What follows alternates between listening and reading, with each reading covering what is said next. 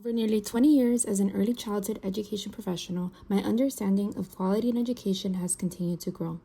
I've always believed that children should meet learning goals in developmentally appropriate ways, with room to move, make choices, while taking on an active role in their own learning.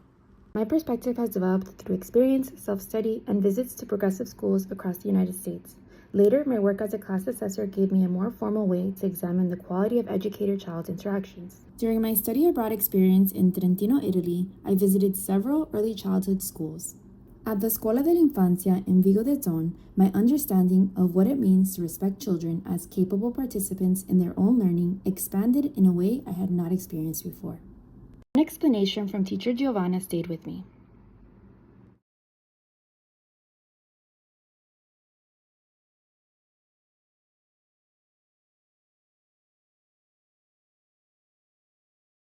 Her words gave language to what I had been noticing throughout the various schools I visited during the program, and especially at Vigo de Ton.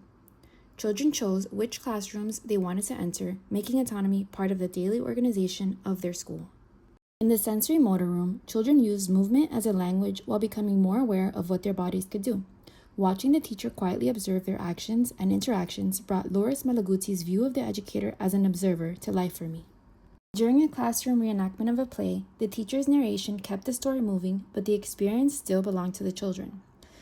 Cosa fai in questo bel bosco? Perché fai questo bel po'?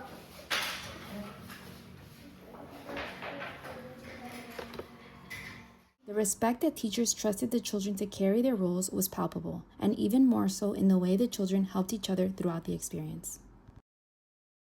These ideas were not entirely new to me. I had studied them, seen parts of them in practice, and tried to incorporate them into my own teaching. Still, this experience made me realize there is so much more depth and potential to these ideas than I had previously understood. The theories I had studied were no longer only ideas on a page. I could see and feel what they became when carried throughout an entire school, as educators intentionally allowed those beliefs to guide everyday practice. This experience will influence both what I teach and how I teach. As a future teacher trainer and early childhood education professor, I would like to help educators recognize the influence that respect and autonomy can have on children's learning, one where respect is intentionally built into the way learners are trusted to take an active role in their own learning. My experience at Trentino gave me a clearer sense of the kinds of learning environment I hope to create. Just as important, I want those values to be present in the way I teach adults so that future educators do not only study these ideas, but experience what it feels like to learn in an environment guided by them.